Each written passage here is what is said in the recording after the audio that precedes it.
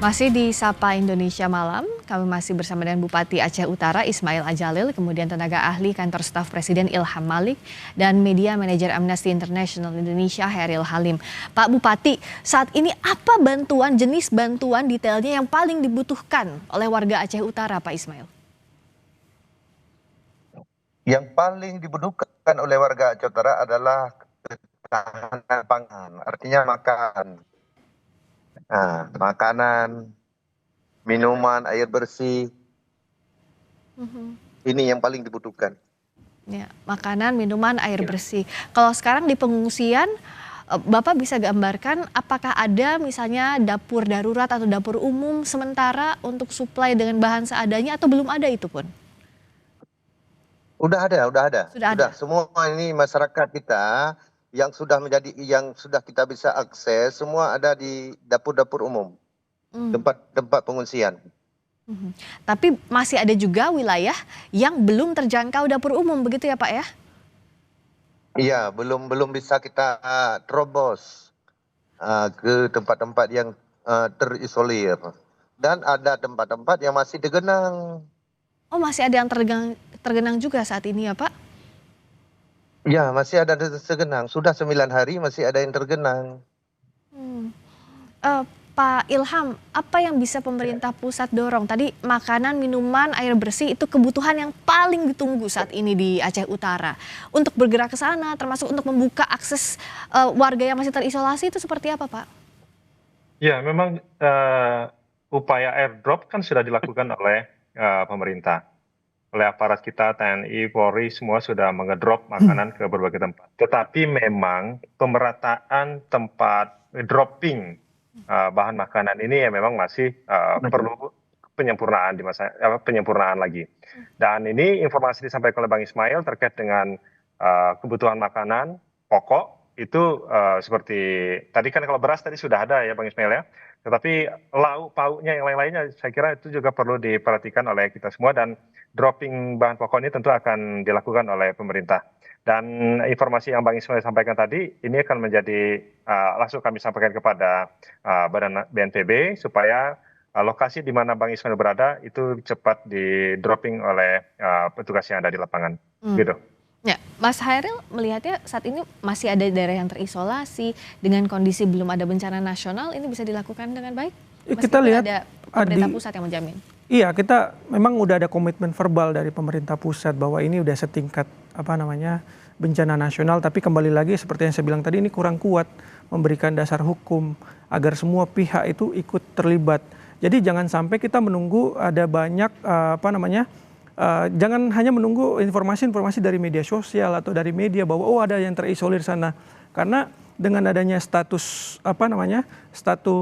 bencana nasional ini itu memberikan instruksi all out kepada seluruh perangkat negara untuk melakukan mapping, melakukan distribusi bantuan tanpa harus menunggu adanya informasi-informasi yang berasal dari publik. Tentunya informasi dari publik penting.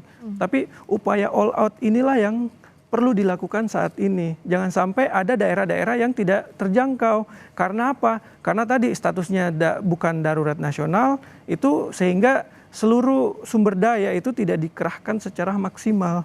Jadi kenapa status bencana nasional ini penting agar ada kekuatan hukum yang menjadi landasan bagi semua aparat negara untuk bergerak melakukan evakuasi, recovery, dan juga nanti melakukan penegakan hukum setelah proses evakuasi dilakukan di lapangan. Jadi memang harus ada dasar hukum itu. Jadi statement verbal dari pemerintah bahwa kita menjamin sustainability itu saya rasa kurang kuat. Harus ada produk regulasinya yang menjadi dasar hukum ketika supaya Presiden menetapkan ini bencana nasional itu kan nanti ditindaklanjuti dengan edaran-edaran ke daerah.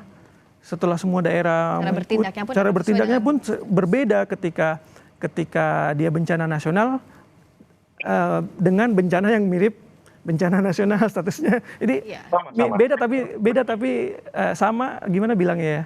Sama tapi beda, hampir sama tapi beda. Hampir sama tapi beda. Jadi kalau hampir sama tapi beda, kenapa nggak disamain aja? Oke. Nah, saya tanya ke Pak Bupati, kalau dari Pak Bupati sebenarnya penting atau tidak status bencana nasional sejauh ini? Kalau dari daerah apa sih yang diinginkan?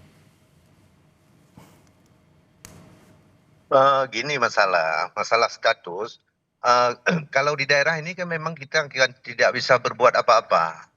Kalau kita lihat dari bencana tsunami itu kan hanya sebentar. Hanya sebentar, udah selesai. Tapi ini bencana sampai hari ini belum selesai. Mayat sekalipun belum habis ditemukan. Baru ditemukan 121 orang. Kehilangan nyawa manusia, yang kehilangan ada 118 orang lagi yang hilang menurut data sementara. Ya. Apakah tidak wajar itu status menjadi bencana nasional? Kemudian kalau tsunami waktu itu hanya pesisir kenanya. Tapi ini di Aceh Utara aja 27 kecamatan. Cuma 2 kecamatan ini yang tidak kena. Tapi tidak kena semua, separuh kena. Kemudian terhadap rumah masyarakat, ini semua hilang. Ada beberapa desa ini memang tidak ada lagi rumah. Kemudian sudah 9 hari, pejabat kita yang ada di pusat, 1 orang pun belum ada sampai ke Aceh Utara. Maka tidak dilihat langsung bagaimana kejadian di Aceh Utara sebenarnya. Kemudian juga kami tidak bisa akses informasi. Selama ini sinyal HP mati, lampu mati. Kami semua terjebak di atas atap-atap rumah. Ini yang terjadi di Aceh Utara yang sebenarnya. Maka nggak wajarkah ditetapkan sebagai bencana nasional di Aceh? Itu maksudnya. Ya, silakan Pak Ilham. Kita ingin mengatakan begini ya, kita ini butuh status atau tindakan nasional. Kalau kita butuh tindakan nasional itu yang dilakukan oleh pemerintah. Dan sampai hari ini pemerintah masih begitu serius untuk mengatasi masalah yang ada. Dan tidak serta-merta ketika dia dibuat statusnya sebagai bencana nasional, maka masalah yang ada di lokasi yang sekarang terdampak itu akan selesai. Karena begini, sampai hari ini ya di Aceh sendiri ada 25,45% masyarakat yang terdampak. Itu memang betul sampaikan oleh Pak Ismail tadi. Dampaknya yang terjadi di banjir kali ini itu berbeda dengan apa yang terjadi pada saat tsunami. Jadi memang sangat besar. Di Sumatera Utara ada 10,13% masyarakat yang terdampak. Kemudian di Sumatera Barat ada 2,4%. Memang relatif kecil. Yang paling besar adalah di Aceh, kemudian di Sumatera Utara. Memang skalanya sangat besar sekali. Tetapi tidak serta-merta bahwa ini kemudian dianggap kalau dia menjadi statusnya bencana nasional, maka tanda kutip ya, urusan penanganannya itu menjadi mudah. Tetap saja menjadi hal yang sangat sulit. Dan karena kesulitannya sama, penanganannya sama, maka bagi pemerintah fokusnya bukan pada status, tetapi pada langkah-langkah nasional yang dilakukan oleh pemerintah sebagaimana yang disampaikan oleh Bapak Presiden.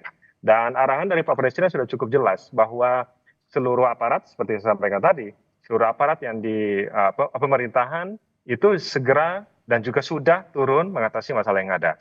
Nah, saya ingin mengatakan begini, kalau ada kelompok-kelompok masyarakat yang bisa membantu, tentu ini sangat terbuka, sangat boleh dan sangat ditunggu.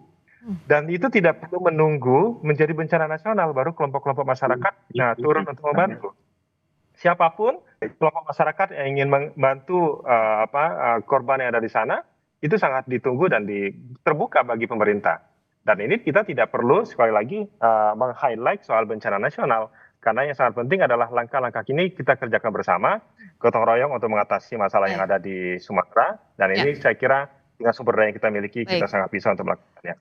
Gitu, Mbak Priska. Baik, terima kasih. Saya terakhir singkat-singkat saja ke Pak Hairil juga Pak Bupati. Saya ke Mas Hairil dulu. Apa yang didorong untuk penanganan bencana ini bisa maksimal di daerah Sumatera bagian utara? Ya, sekali lagi kita berpatokan pada prinsip humanitarian, prinsip hak asasi manusia, harus ada upaya all out, dan salah satu cara melakukan upaya all out dalam hal evakuasi dan recovery ini adalah melalui status bencana nasional tersebut agar mengikat seluruh aparat negara untuk bergerak dan bertindak melakukan aksi untuk mencapai mereka-mereka yang berada di daerah-daerah terisolir. Dan ini sangat penting karena bisa menjamin adanya sustainabilitas dan juga membuka pintu bagi segala jenis bantuan yang bisa masuk ke Indonesia. Bisa dari lokal, bisa dari internasional, dan saya rasa kita tidak boleh menutup diri.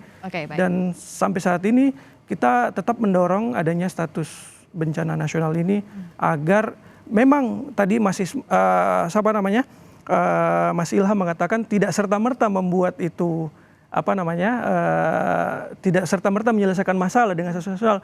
Justru ketika tidak status bencana nasional aja tidak serta-merta menyelesaikan, apalagi dengan tidak adanya status bencana nasional yang mengikat seluruh aparat negara untuk bertindak lebih cepat dalam melakukan penanggulangan bencana di daerah. Saya kira itu sikap kita.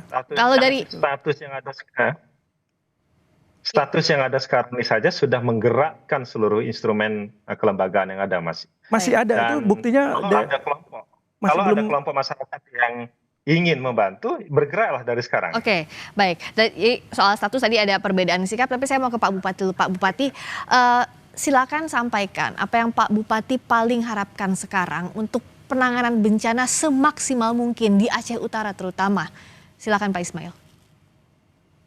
Ya, yang pertama sekali untuk sementara kita membutuhkan ketahanan pangan masyarakat. Ya,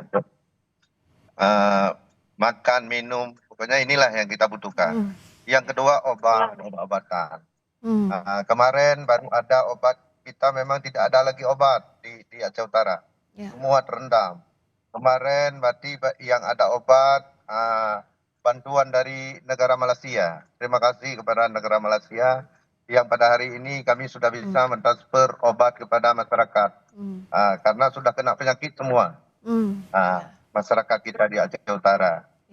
Kemudian yang kedua, masalah ini bencana yang luar biasa ini, kehilangan rumah masyarakat.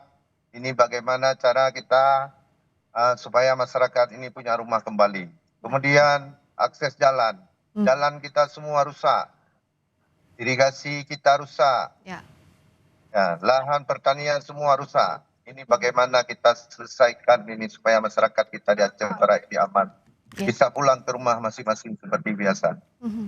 Penanganan maksimal saat ini dan juga pemulihan nanti pasca bencana, Pak Bupati, sekali lagi kami berbela rasa, kami mengucapkan duka sedalam-dalamnya. Semoga penanganan bisa menyentuh seluruh warga Aceh Utara. Bagi korban meninggal segera ditemukan, bagi yang masih selamat juga diberikan kesehatan untuk bertahan di kondisi yang sulit ini. Terima kasih Pak Bupati Aceh Utara, Pak Ismail Ajalil sudah bergabung di Sapa Indonesia Malam. Terima kasih juga tenaga ahli kantor staf Presiden, Pak Ilham Malik, juga Media Manager Amnesty International Indonesia, Mas Heril Halim. Terima kasih, selamat malam.